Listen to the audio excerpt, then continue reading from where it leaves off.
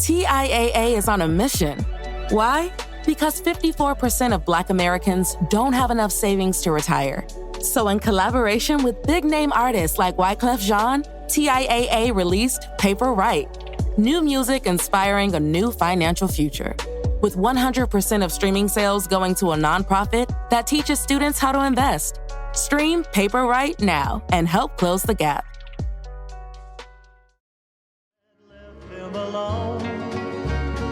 The Waco History Podcast is sponsored by Brotherwell Brewery on historic Bridge Street in Waco. Welcome to the Waco History Podcast. We're going to air for you over the next few months a special series of Waco History Living Stories. These were segments that were originally aired on KWBU here in Waco.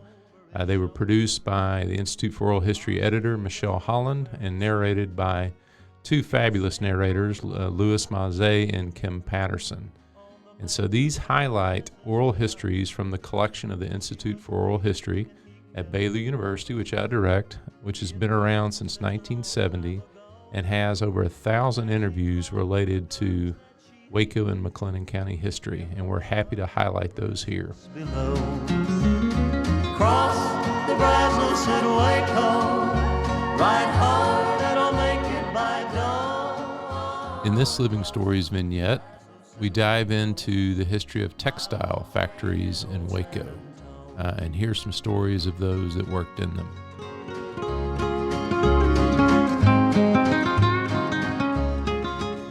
Then the night came alive with guns. This is Living Stories featuring voices from the collections of the Baylor University Institute for Oral History. I'm Kim Patterson. The clothing industry in the United States was at its peak in the mid-1900s. Reports show that by 1957, Americans were spending more than $25 billion annually on clothes, nearly twice the amount spent on automobile purchases and 8 times the figure spent on private education. Waco was home to several clothing factories during this time that employed many women, companies like Hawk & Buck and J.M. Wood. Estelle Pederson, who moved to Waco in the early 1940s, worked for nearly 45 years in the clothing industry, much of that time as an inspector. She describes the demands of the work. They wanted you to make production, that's for sure, and you really had to work hard to make production, because if you didn't make production, they would lay you off, sure as the world. And, well, I was lucky all those years. I made production most of the time, but, I mean, it wasn't fooling around. I mean, you had to work. And they inspected your work, and if they'd find repairs, they'd throw it back at you. They'd get on to you. You had to do the best you could, and it sure didn't like for you to let some repairs go through, but it was hard to catch everything. But I tried to do the best I could and fast as I could, and it wasn't easy. Then they'd time you right there and see how fast you were just playing over, and you could do so and so, well, you could do it all the time, and they'd stand behind you, and you wouldn't know they was timing you, and so they'd catch you. So that was kind of, if I knew they was watching you, it made you nervous.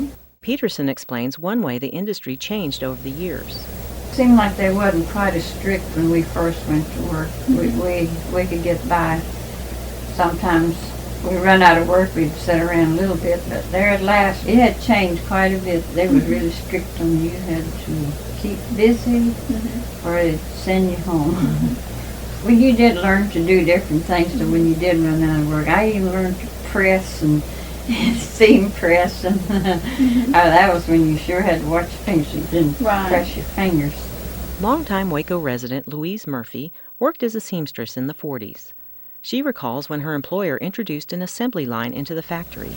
Now, when we first went to work, our work was one machine to the other, one machine to the other, and we were on Army khaki pants. Well, they put these pants up on conveyor, and it went from one. That keeps you from having to reach back and get your work, because that conveyor brought your work to you, and they thought it would save time. That's whenever we begin to have trouble, because if one stops and does repair, the whole line is affected, see. In the 1970s, the clothing industry began to fade in America as it became more cost-effective to import clothing from countries such as China, South Korea, and Taiwan. But in recent years, the industry has seen a boost from American retailers who want to restock and respond to fads quickly, as well as have more control over inventory and quality. For more information about this program or the Institute for Oral History, visit us at baylor.edu/livingstories. Ride hard, I don't make it by dawn. Thanks for listening to the Waco History Podcast. Like what you heard? Subscribe, rate, and review our show on iTunes so we can reach more listeners. You can find show notes and info on every episode at wacohistorypodcast.com, and more info on Waco's past at wacohistory.org. Our theme music, used with permission, is Cross the Brazos at Waco, performed by the late Billy Walker. For more info on Billy's music, go to billywalker.com. Thanks for listening. We'll see you next time. When I reach San Antonio.